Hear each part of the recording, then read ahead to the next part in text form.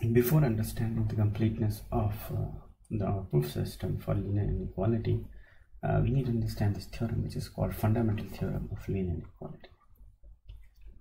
This theorem states the following: if you have m vectors in some n-dimensional space and there's another vector b, notice that if you have m vectors a1 to am and another vector b, then the following one of the two things are true.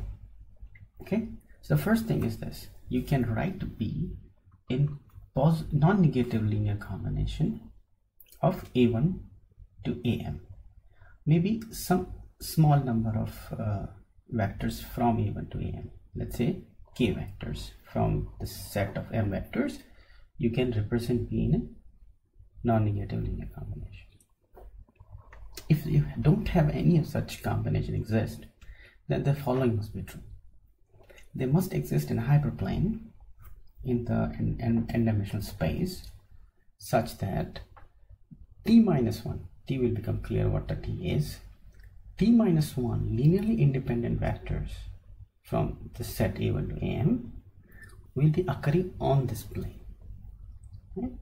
And the following will happen. Okay, this plane will be defined by this vector c dot x is equals to 0. So everything that is perpendicular to c is part of this plane. So all the a1 to am will have a greater than or equal to 0 dot product. That means they will be on the one side of the plane. And c dot b will be less than 0. That means it will be other side of the plane. Right? So it's saying that there will be a plane containing t minus 1 linearly independent vectors such that b occurs on one side and all the vectors occur on the other side. And what is t? T is the rank of a1 to am, comma b. Okay, so a few observations to note about this definition. C is a row vector. Okay, so C is some vector in some space in which, if you using C you can define a plane, then c dot x will be 0 in all vector on that plane will be 0. We can assume t equals to n, and when we want to think about it, that if t is not equal to n, then how do you handle this theorem? And we will leave that for exercise. Let's suppose, without loss of generality, the rank of vectors a1 to am and b is t, and the whole thing spans the whole space. So one more thing to observe is that both possibilities cannot be true at the same time. So since you can easily see that if b is you can present b as a positive linear combination, and then what happens, and let's suppose C exists, then you can derive contradiction. You can say that you can write CB equals to lambda 1 CA I1 lambda k A I k, okay, C I k. Since all of them are, this is positive, because of this definition, you have this thing positive, and the whole sum has to be positive. Therefore, CB has to be greater than or equal to 0, which is contradicting with this statement. Therefore, both cannot be true at the same time. Now, the question is, can both be false at the same time? And that is what we have to prove, that both possibilities cannot be false at the same time. So let's try to understand what this theorem is by an example. Let's suppose this is a three-dimensional space, and they have four vectors a1, a2, a3, a4, and they're pointing in some directions, and they form sort of a cone, okay, using these four vectors. And now, if b occurs within this cone, then you can represent b in terms of these vectors in positive linear combinations. What is the other possibility? That b does not occur in this cone. So let's suppose b is like this, and b does not occur in this cone. Then I am saying there is a plane which separates these vectors and b. and you can easily guess what will be the case. So for example, in the three-dimensional space, E3, E4 may be those vectors that define the plane in which all other vectors on the one side and the B is on the other side. So how do we go about proving such a theorem? The theorem is proven by an algorithm, and in which the algorithm finishes, either it says that it's a case 1 or case 2. So first you have m vectors, and you pick some n linearly independent vectors out of the set. So this n vectors can span the whole vector space since they are linearly independent. So you can represent any vector B as some combination of these vectors, and they are unique, and you can check if all of them are non-negative or not. If that is the case, then you return one. Say, okay, I have found case 1 and I'm done. If that is not the case, that means one of them must be negative. Then let's find the smallest index, smallest IH, such that lambda IH is less than 0. And smallest is important, but this will become very, very important later. If it is a smallest IH, that lambda IH is less than or equal to 0, then this guy is a problematic guy. What we have to do is replace it with another vector. So this will leave this your set of candidates, okay, and join somebody else will join the set. Now how do I do that? First I will choose a vector C such that it contains all the other vectors, okay. So it contains n minus 1 and 1 vectors, and ith vector is not there. Everybody else from the set is included, is inside C. You can construct such a plane. Okay, so now you can easily see that CB is less than 0, because if you just try to do CB, it will see I1, CAI1. Since this is inside the plane, so it will become 0. Only thing that will not give you 0 is AIH, okay, and that multiplication is give you positive, but the coefficient is negative. If you have a CA1 and CAM greater than or equal to 0, all of the vectors in your set are greater than or equal to 0, then you are already done. So you have found a separator. Okay, separates B from all the A's, and then you say, okay, case 2 I might set. Okay, what if that is not the case? So some things are on the side of the B. Okay, so for example, for some smallest index S, smallest S, such that CAS gives you less than 0. Now that vector is lying on the wrong side. So what do we do? Intuitively, this vector is closer to B.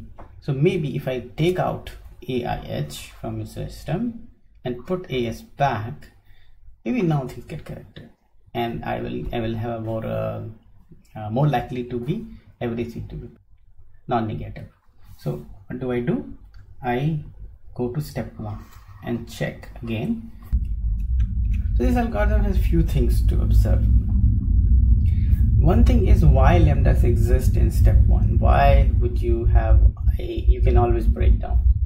Because we are assuming that initial B is linearly independent and spans the whole vector space. Therefore, there will always be some combination which can represent B.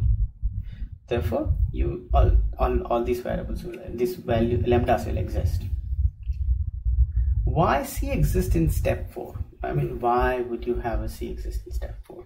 So if you take one vector out from D vectors, so you have left with n minus 1 vectors, and they are linearly independent. So they will be spanning a n minus 1 vector space, which is actually a plane in your space. And you can choose the direction of C such that one extra vector occurs on the same side of C or not, right?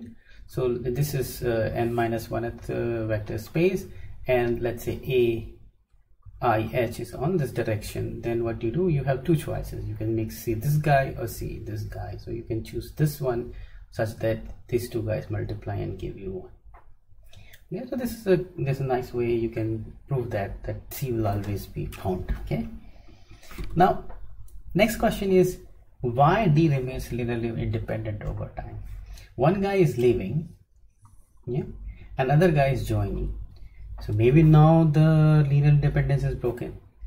Well, you can easily say that will not happen, because all other vectors are inside in the C plane, perpendicular to C, and this AS and AIH both are not perpendicular to C. Therefore, they must be linearly independent of these other n-1 vectors. So your linear independence will be maintained over time. Now the final thing to observe is, why not simply enumerate all linearly independent subset and be done with it, and check if this case exists or this case exists. Yeah. So if you enumerate all of them, it may happen that both conditions don't satisfy in all the cases. Therefore, you never have the one of the two possibilities true. So how do you know that the both condition cannot be false at the same time? We need to show that this algorithm will always give you an answer. First, you can see that this algorithm never exits without giving you one answer or another. So that's well and good. But it can happen is this algorithm going in infinite execution. Therefore, you need to show that this algorithm always terminates. So by showing the termination of this algorithm, you prove that this theorem is true. So let's see how we prove the termination of this algorithm. Before that, let's look at an example how this algorithm proceeds. It will give you a better intuition how this algorithm is going to terminate. So let's suppose you have a set of vectors a1, a2, a3 in two-dimensional vector space. Here is a vector, and this is this B.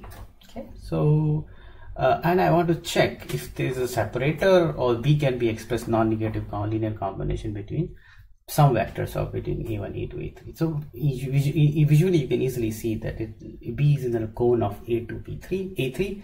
So you can easily express B in terms of non-negative linear combination of a2 and a3. But let's try to find it out using our algorithm. So first, let's say our initial set is a1, a2. You can easily say a1, a2 together can span the whole two-dimensional vector space. So therefore, this is a legitimate choice. You see if B can be expressed using a1 and a2, and you will find that lambda 1 must be negative, and you can just draw it yourself and try to verify that lambda 1 will be negative. So lambda 1 is negative means that a1 has to leave, okay, because 1 is the smallest index here, and B is not in the cone of T, right? A1 leaves, so other thing is a2, right? And n minus vector is exactly one vector. So we pick a C such that C82 is 0, which is a perpendicular to A2, and CA1 is greater than 0, means this vector is makes a acute angle. So now you chosen C. Okay. Next thing you do, you do CB. Okay, so you take the B and then you take the CB. Now CB probably making an obtuse angle, so clearly it should be negative.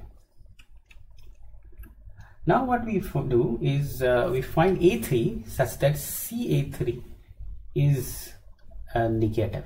So clearly you have A3 making a obtuse angle, so CA3 will be negative. So CA3, because B is making a very large angle with C, and A3 is also doing the same, so maybe A3 and B are closer together.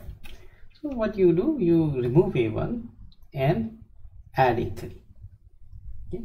So now you're left with A2 and A3 in your cone, the candidate cone, and well, you can just try to compute the combination that defines B in terms of A2, A3, and you will find that both are non-negative. Therefore, you terminate.